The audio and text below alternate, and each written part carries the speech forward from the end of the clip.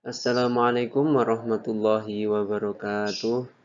Apa kabar anak-anak? Semoga kita senantiasa dalam lindungan Allah Subhanahu wa taala. Masih semangat ya belajarnya?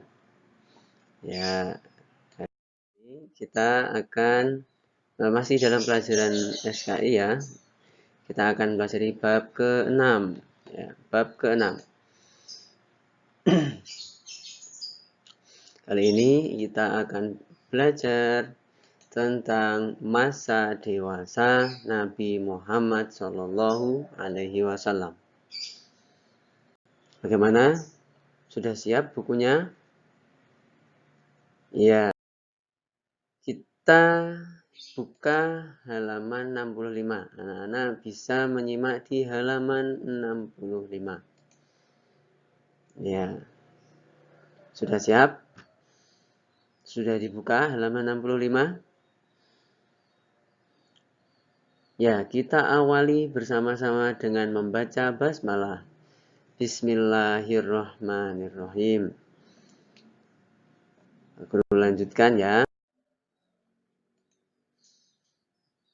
Yuk mengamati, dilihat ada gambar. Di sini gambarnya ada beberapa orang yang itu mereka membentangkan kain, ada batunya. Kemudian yang tengah itu ada seseorang yang mengambil batu tersebut. Ya, gambar siapakah itu? Apa yang dilakukan? Ceritanya bagaimana? Kita nanti akan membahasnya. Ya, akan kita bahas pada materi kali ini. Ya. Kisah dewasa, mempelajari tentang masa dewasanya Nabi Muhammad. Ketika mempelajari tentang masa dewasa Nabi Muhammad, itu Nabi Muhammad, kita belajar tentang kesabaran dari Nabi Muhammad. Kesabaran dari Nabi Muhammad. Seperti apakah itu? Bahwa Nabi Muhammad itu hidup dalam kondisi yang berat. Mengapa demikian? Sejak masih kanak-kanak, beliau sudah harus hidup dalam kondisi yang berat, yaitu di usia 6 tahun Nabi Muhammad Shallallahu Alaihi Wasallam, ibundanya yaitu Ibu Siti Aminah itu meninggal dunia. Sehingga setelah itu Nabi menjadi seorang yang yatim piatu. Ayahanda Nabi itu lahir dalam kondisi yatim, yaitu tidak memiliki ayah. Ayah beliau telah meninggal saat Nabi dalam kandungan. Lalu setelah itu masih dalam usia yang cukup muda, yaitu 6 tahun, ibunda meninggal.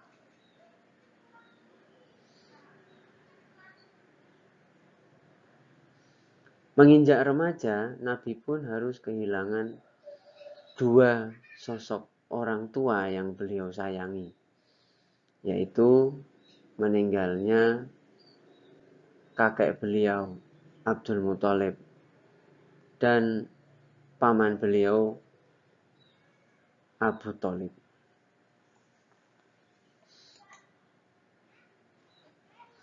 Akan tetapi kondisi tersebut justru menjadikan Nabi Muhammad menjadi pribadi yang penuh dengan kesabaran.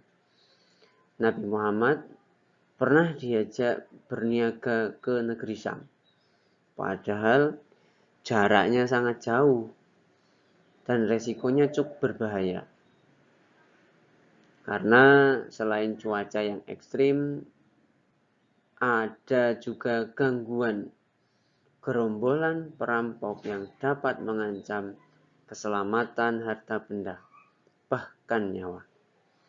Namun Nabi Muhammad SAW tetap turut ikut berdagang dengan rasa yang sabar.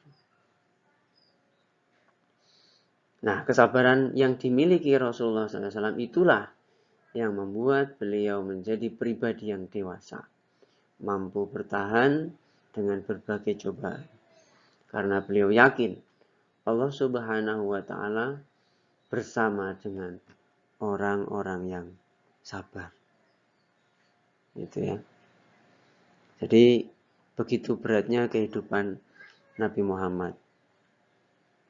Bagi kalian, kita yang diberikan saat ini kehidupan yang begitu banyak kenikmatan, patutlah bagi kita untuk senantiasa bersyukur.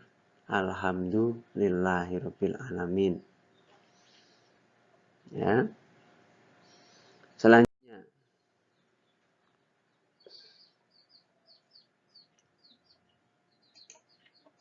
Nabi Muhammad SAW bekerja. Jadi meskipun seorang nabi, Nabi Muhammad itu tetap bekerja.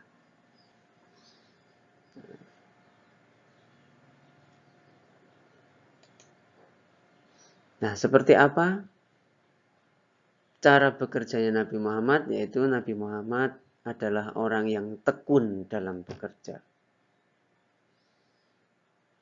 Itu dimulai sejak pada masa Nabi Muhammad kecil. Bahwa Nabi Muhammad itu pernah menggembala kambing. Ya. Nabi Muhammad pernah menggembala kambing.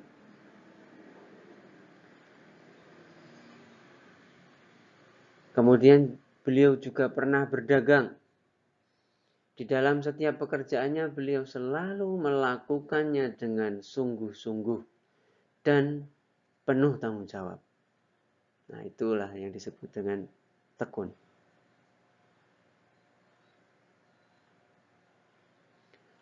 Abu Thalib melihat keponakannya bekerja dengan penuh ketekunan. Nabi Muhammad SAW mampu memperlihatkan semangat, kemauan yang keras. Nabi Muhammad juga bertanggung jawab dalam setiap pekerjaannya. Karena melihat kesungguhannya, itulah beliau diajak pamannya ke negeri Syam untuk berniaga. Ya, berdagang yang jauh tadi.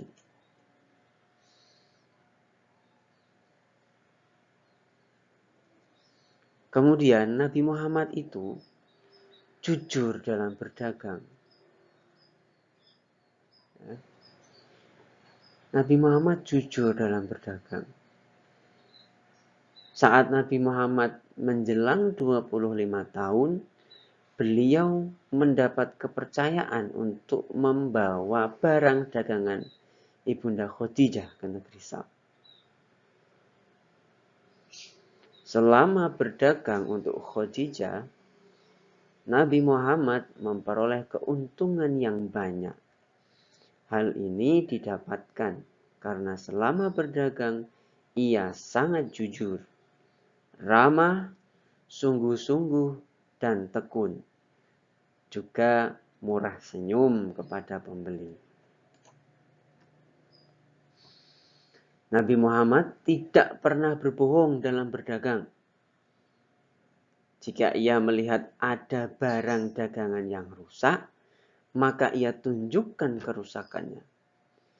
Jika barang tersebut dalam keadaan cacat, maka ia tidak akan menjual barang dengan harga yang mahal, tetapi sesuai dengan kondisi barangnya. Apa yang dilakukan Nabi Muhammad dalam berdagang tidak membuatnya rugi. Bahkan ia mendapat keuntungan yang besar. Sebab cara berdagang yang dilakukan Nabi Muhammad banyak yang senang dan banyak membeli barang yang didagangkan. Sehingga barang yang dijual Nabi Muhammad tidak tersisa, laris.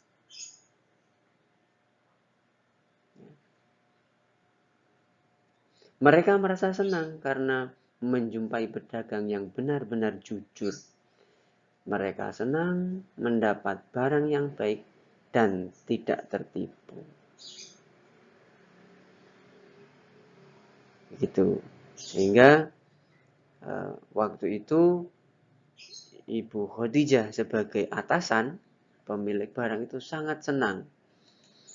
Ya. Karena Nabi Muhammad tidak pernah berbohong dalam berdagang. Kemudian yang berdampak dagangannya Ibu Khadijah laris. Itu ya. Nabi Muhammad tekun dalam bekerja, jujur dalam berdagang. Yang itu dampaknya adalah memberikan nilai positif bagi Nabi Muhammad sendiri. Ya. Kiranya kali ini cukup sekian. Jika terdapat kekurangan, mohon maaf yang sebesar-besarnya. Ya, bertemu lagi pada pertemuan yang akan datang. Untuk kali ini kita tutup dengan bacaan hamdalah. Alhamdulillahirabbil alamin. Wassalamualaikum warahmatullahi wabarakatuh.